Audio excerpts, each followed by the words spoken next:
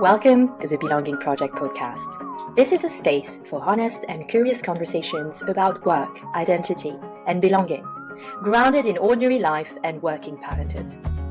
Here we talk about career transitions, leadership, confidence, and the quieter questions that surface when life gets fuller and work still matters. I'm Fiorenza Rossini, a career transition and leadership coach. I work with parents of young children who want to grow at work without pretending life hasn't changed. If you're navigating change and looking for clarity, steadiness, or simply reassurance that you're not alone, you're in the right place.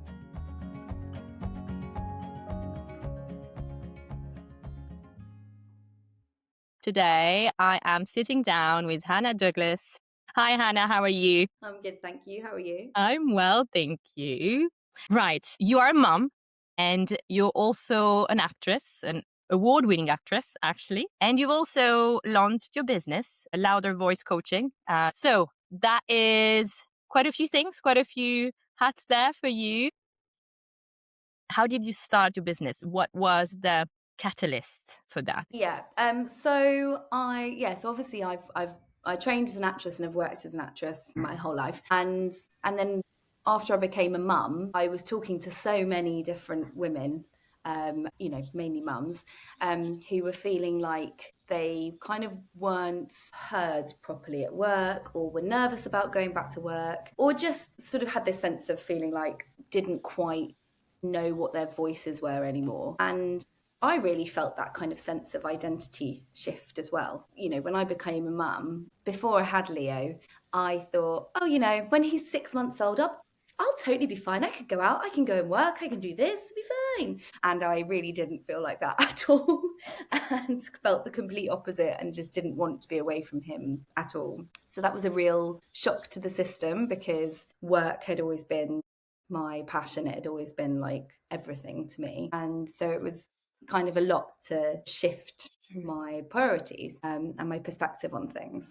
And motherhood really does that for you. So I basically took everything that I've kind of known from acting and my experience there.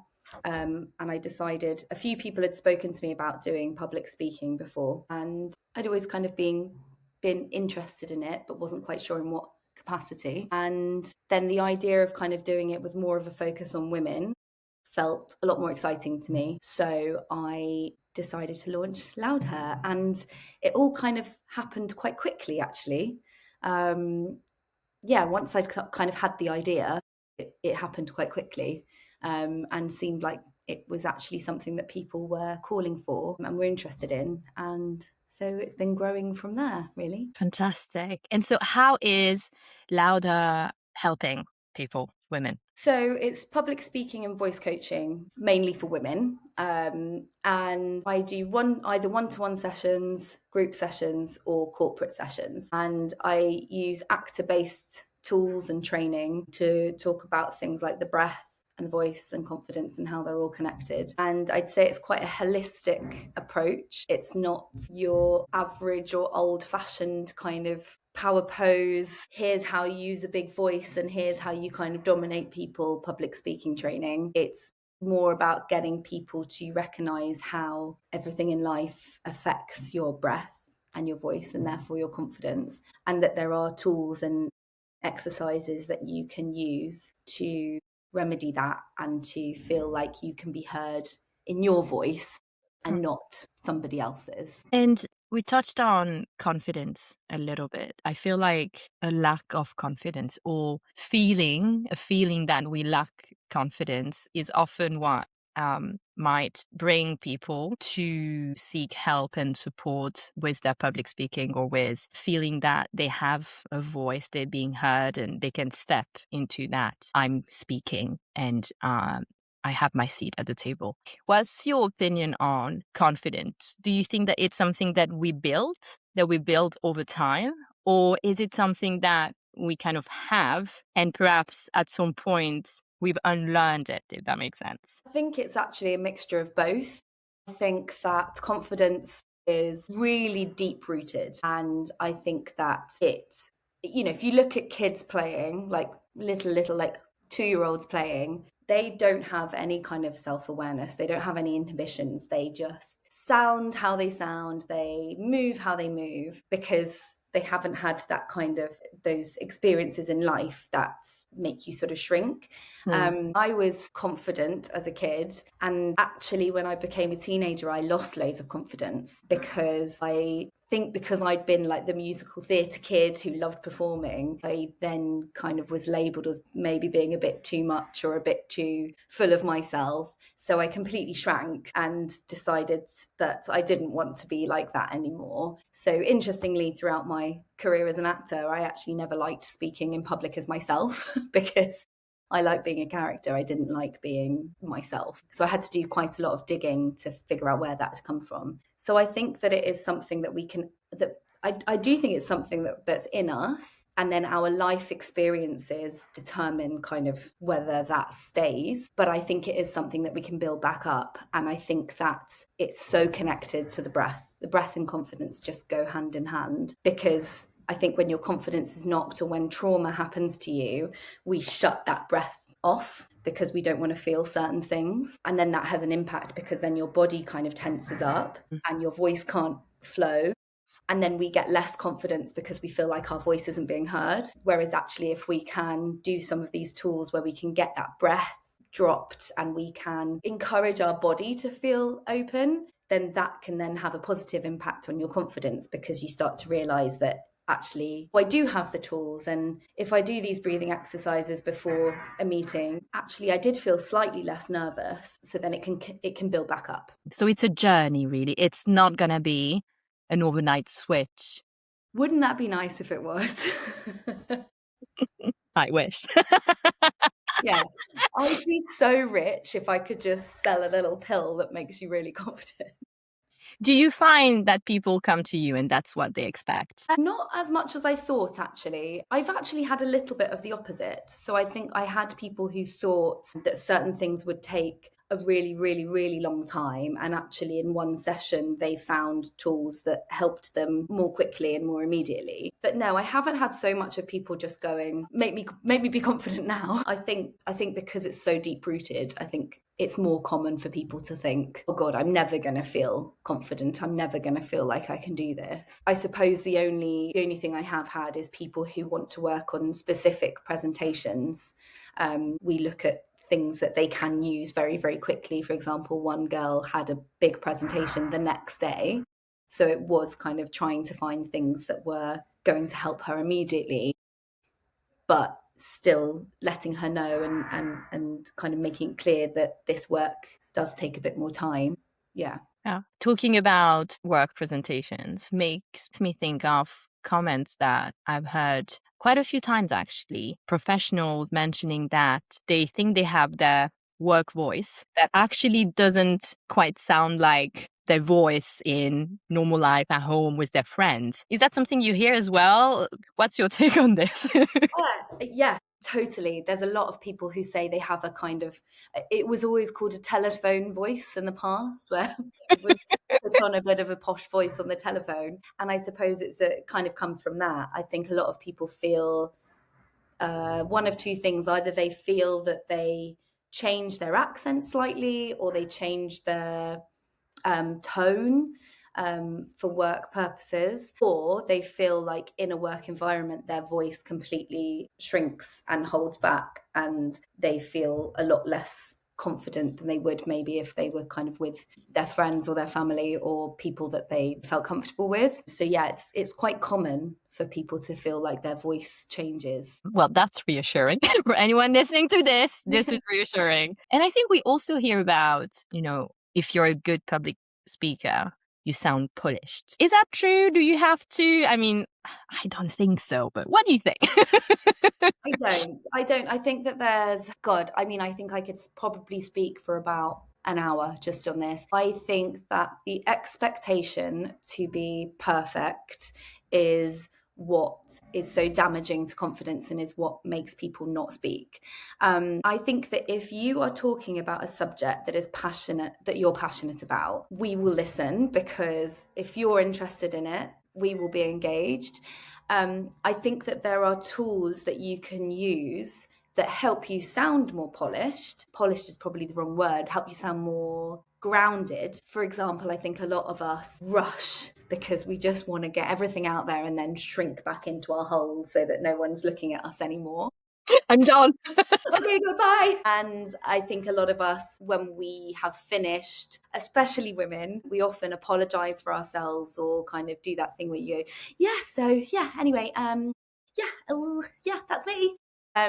And so I think there are little things that you can do, breathing exercises that help you with rushing, that help you with that confidence to be able to stop when you've finished your sentence. Simple public speaking tools that can help you sound more grounded. But I don't think it matters what your accent is. I don't think it matters where you come from. I don't think it matters what your personality is. I think, you know, especially in this world of AI, I think what people really enjoy about a speaker is seeing a little bit of them and something that we can relate to. I think that's the most important thing. Yeah, we want to make sure we have a human in front of us. You've mentioned that there are a few tools that help in getting more grounded. What's your favorite tool or the one that you end up recommending the most? Again, so everything comes back to the breath. So I think if I could give somebody one tool to use just before speaking, it would be either sitting or standing somewhere where you can really feel your feet on the floor, making sure that your knees and your shoulders are relaxed. Yeah. So not slumped, but also not so kind of upright that you're causing tension. And then putting one hand on your chest, one hand on your belly, and doing a breathing exercise called balloon breathing. So you breathe in through your nose and you think about a balloon expanding in your belly and your ribs. And then you blow out on a F sound. And you imagine that balloon deflating, like you're squeezing every single bit of air out. And then you let that breath back in again. So if you do 3 to 5 rounds of that, usually you start to feel your nerves dissipating slightly. You start to feel your mind becoming a bit clearer and you feel a bit more grounded because you can really feel the floor on your feet. But any sort of simple breathing exercise that just gets you in your body rather than your mind is going to be good. Yeah. I love this tool actually, and I think it's really helpful in getting us to work with our nerves instead of trying to make them disappear. Yeah. Nerves can be a really good thing. I read someone say, I think I shared a post recently that said they imagined that kind of slightly panicky heartbeat feeling as being an inner applause. And I loved that idea of just shifting your mindset slightly, of going, because it's the same, comes from the same place as excitement. My partner is really scared of roller coasters, and he was in the queue and he decided to do an experiment and he was feeling really nervous. And he was like, I'm just going to tell myself that I'm excited. I'm just going to keep saying, I'm so excited for this. I'm so excited. Really, really looking forward to it. And actually he did. He enjoyed it way more. So I think sometimes it's shifting that mindset to go, okay, I feel nervous. That's normal. And it's also because I care about this and because I'm excited. So let's find a way to use it rather than make it take over. Well, I'm definitely going to try this balloon breathing activity. I right now use something more simple. So I'm very keen to explore that. My breath has let me down once. I'm going to tell you this story. It was actually when I was pregnant with my son. So yeah, a bit more than 6 years ago. I was very pregnant at the time, still working in corporate. It was towards the end of the pregnancy. And the pregnancy was going great and I didn't have any kind of, breathing symptoms or anything like that. So I was relying on my breath to be as usual. And then I was about to give this presentation and I started, but then something went weird with my breath. And I think it was a combination of, yes, I was having my usual nerves, but probably with the stress that the pregnancy was putting on my body and my breathing, it didn't work as it would normally. And I was like, what's going on? Like, I can't speak.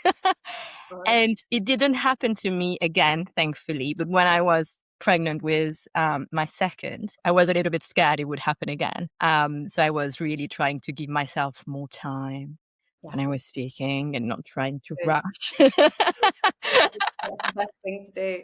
I mean, this is where it comes from, right? Like most people's fear of public speaking is because at some point we've had an experience that's made you go, oh my God, I never want that to happen again. And it could be something very, very small, or it could be something that's like, you know, as an actor, completely forgetting your lines on stage and completely blanking. It's going to have an effect and it's going to make you a bit nervous. But you did the right thing, slowing down, giving yourself more time is gold. I think people often feel like they need to rush, but actually giving yourself that space to breathe is brilliant. And it's so interesting because maybe it was your body being like, hang on, you're not supposed to be concentrating on this.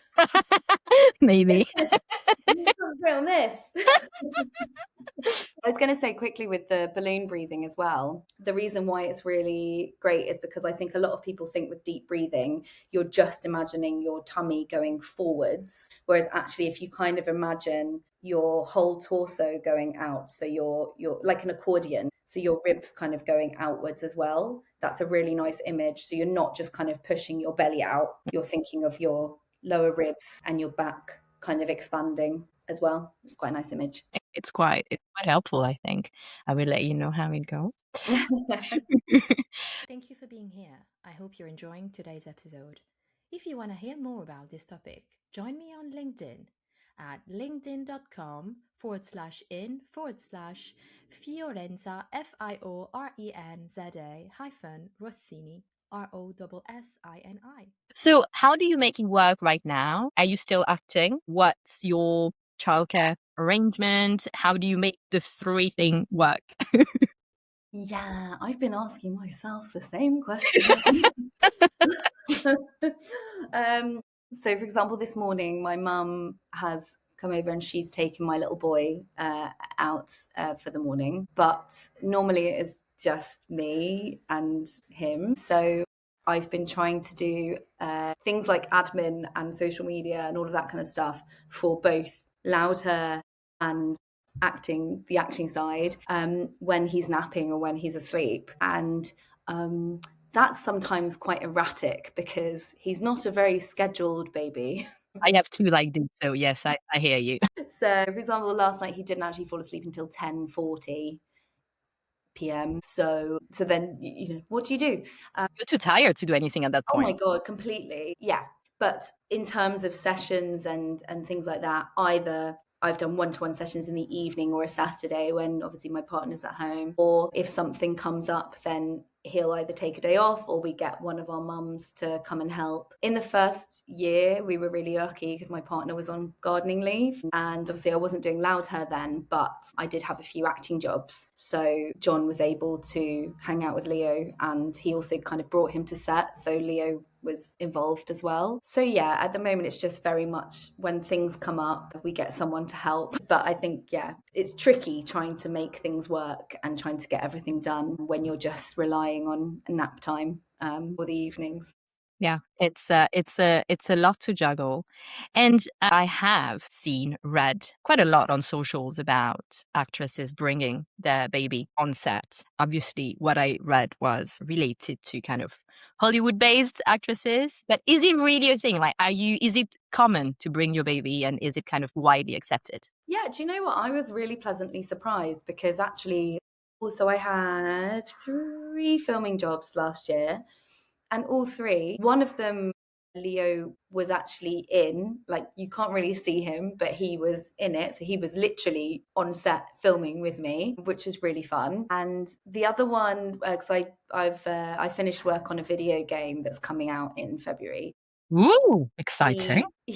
And he came to set and they actually had a tiny motion capture suit. So they put it on him and filmed him kind of, walking around in the studio in this suit. And the other one, they were so happy for John was there. That was quite more early on, the first one. So John was there in the green room with Leo. And if I needed to go back, they were pretty chilled. So I think it varies. I think, you know, you're always going to hear of situations where people aren't as welcoming or where it's a little bit more tricky. Obviously, filming is very time sensitive, so it can be a lot of pressure. But actually, I've been really pleasantly surprised so far at how welcoming people have been. And it's felt really nice to include him in what I'm doing. And, you know, as time goes on, it will get easier to, if I need to go away and film for a night or a couple of nights, then that will kind of become easier. But yeah, so far it's been nice kind of being able to include him. That's great. That's great. I wish it'd be so welcoming in the corporate space. I know, yeah. And I don't think it was like that before. I think, yeah. I mean, I think obviously the acting industry is its own thing. So it's very different to a corporate space. But yeah, I think now that there are a lot more female casting directors, a lot more female producers and women behind the camera, I think it's becoming even better. Yeah, that is great to hear. And I want to ask about when you were pregnant. How is it in the acting industry? Is it quite welcoming? Some women would say in the corporate world, oh, there's this promotion I didn't get. There is this opportunity I didn't get. Does that also happen in the acting industry? Yes, I think definitely. I think when it was early on, it was okay because obviously you can hide it. But obviously, what I do is it matters what you look like. So there are certain things that I then didn't get put up for or wouldn't have been able to do. So I suppose potentially could have missed out. I think the great thing that because I was doing loads of work on the video game, actually that didn't matter because it was motion capture, performance capture. Actually, it didn't matter that I had a bump because they just made it go away. My character didn't have a bump, and it was quite weird seeing because I could see my character sort of mapped out on a screen at the same time I was moving. And it was really weird as my bump got bigger to see, you know, in real life, the sensor would be kind of like out here. And then you look at the character and you're like, well, it's not there. Not there. So yeah, I think I was lucky with that job that I had because I actually was filming that. The last block I did, I think I was 39 weeks pregnant. Wow. Yeah. But the director didn't let me do any of the physical stuff. I just had to do the voice and the face, even though I actually really wanted to. But he was like, nope. Yeah. Which is probably for the best. Are there ways to make the bump disappear for post prod in post? In filming, it happens quite a lot, and you'll just kind of notice that someone constantly has something in front of them, like a suitcase or a folder or something, like someone's positioned really well. Yeah, they do that a lot. But I think it's hard if you're not already in something. To be cast, yeah. It's hard to be cast. Yeah, it depends. Yeah, it depends. I mean, I know even kind of more famous actors had to say no to something because they would have been really pregnant at the time. So yeah, it depends. It's one of those things where actually for the man, as a male actor, that's something they never ever have to think about. Whereas it does have an impact on your career. Yeah, definitely. Yeah. And so with your acting work, you have to step into many identities. How did that change, or what impact did it have on connecting with your own identity and finding your own identity? I think that one of the most brilliant things about acting is that we get the chance to see the world through somebody else's eyes. And I think that teaches us lots of things. It teaches us about our opinions on things and it opens our eyes more. I think that's one of the brilliant things, is that you have to be empathetic and you have to be able to see things differently. I was never interested in playing myself. I always wanted to play people who came from a different walk of life than me, because I think that's what's really exciting, and I think that helps us kind of understand each other. I think it's tricky sometimes if you're playing someone who you really don't relate to and is quite a horrible character. That's hard because you have to find something. You have to find the human element of them and the thing that you can relate to. And there usually is something, even in the worst people. There's usually something you can find and cling on to that makes you understand why they're making the decisions they make. But yeah, that can be more challenging. Yeah. I can understand that. And so you mentioned at the start of our conversation that it didn't necessarily come easy to you to be on stage and be you. Mm-hmm. Could you tell us a little bit more about that and how you found your way to be you on stage? Yeah. Yeah, so I think because I had spent my life, like I was acting when I was a kid.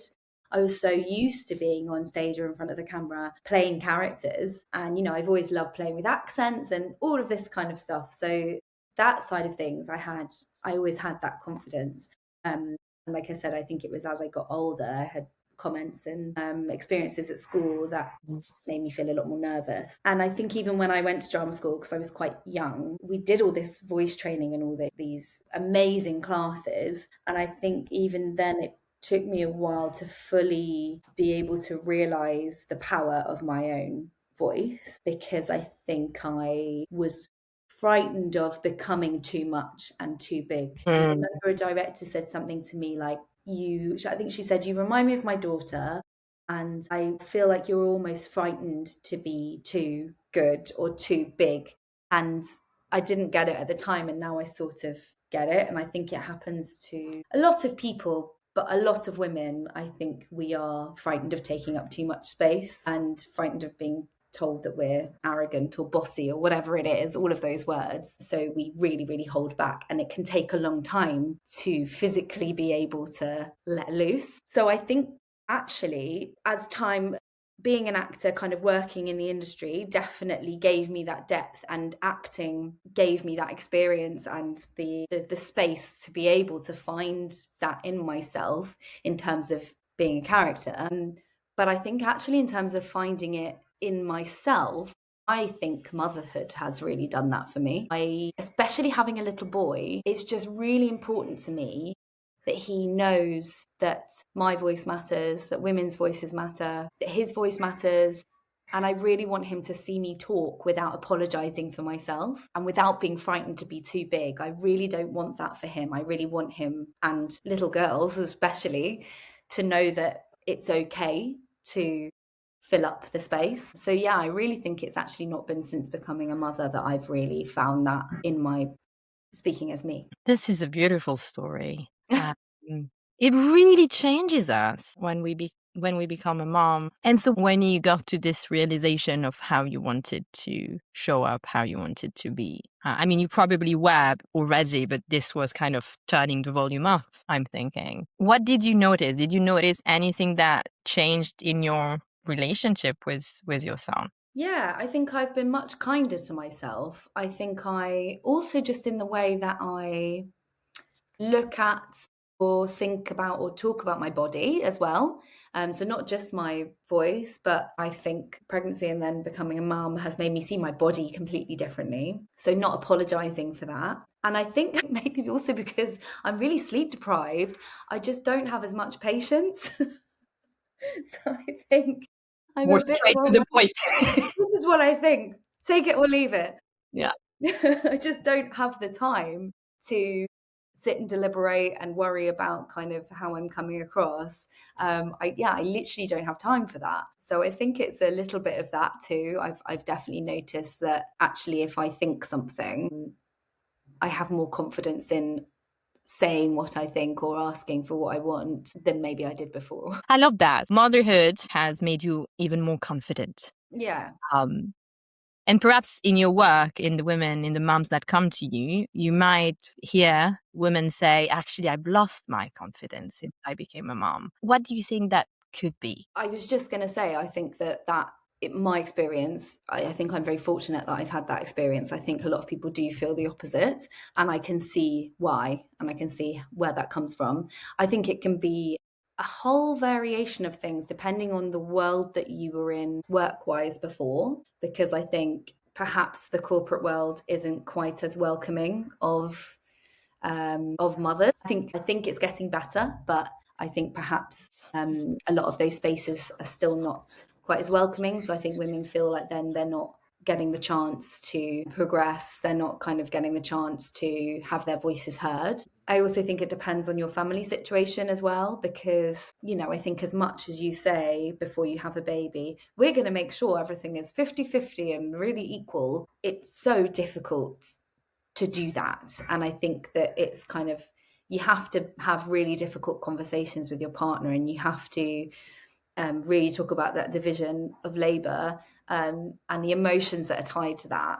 It's a lot. And I think that there are a lot of people who feel like things aren't what they would like them to be, but they feel like they can't change it. And I think that can really put strain on relationships, and therefore that can make you lose confidence as well. And also, because we're all different, some people really want to spend all their time with their children, and some people don't, and that's okay. So I think it really just depends on you, and all of those different aspects of your life, to whether it's going to make you feel kind of more confident in yourself or less confident, because we're all different. Yeah, no, absolutely. And when we return to work, and if we decide to return to work as a parent, I feel like how much we feel safe to be who we are in our new identity of, we are a parent now, also matters in finding, in getting our confidence back if it got a little bit wobbly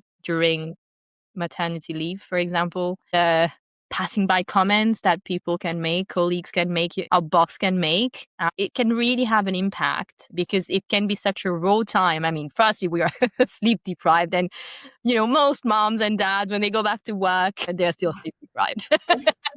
Yeah. Oh my God, I definitely still am. I think that the confidence is about 3 things. It's about breath, permission, and then choice. So it's where your breath is sitting and being able to feel open and get that breath dropped. But then it's having the permission to feel like you can say what you want to say, be who you are, and not feel judged. That's probably one of the biggest things. And then it's the choices that you make from that once you feel kind of secure in your breath and feel safe. I think especially as mums, we get a lot of comments, and you're always being, whatever you're doing, you're always being made to feel like you are doing something wrong. Whether you choose to go back to paid work, don't go back to paid work, whether you put your child in nursery or don't put them in nursery, sleep situations, breastfeeding, everything, like whatever you're doing, everyone has an opinion. Everybody has an opinion. Like even people who don't have milk producing breasts have an opinion on breastfeeding, which is just insane. But yeah, so I think that can really make you feel uncertain in yourself. And I often feel like I am kind of ready to, like, it's almost like you're ready to fight. You're ready. Oh, yeah. I am too. It's exhausting. I have a friend who, it was last summer, she was sending me a few stories of women who were breastfeeding on a plane, and the flight attendant comes to them and they're like, okay, someone has complained, and basically they asked to stop breastfeeding. Those stories never happened to me, but I was ready. I was embodying the story. And then when I was next on a plane, I was like, I'm ready. Come to me. I know, I'm exactly the same. I'm like, this is what I would say if anyone does that to me. My friend would say, you don't have to, say anything. It's your legal right. Like, yeah, but I want to fight. Yeah. You want the movie moment when you just go on, go in a monologue. Yeah. And they're like, please, can someone film this? No, I'm joking.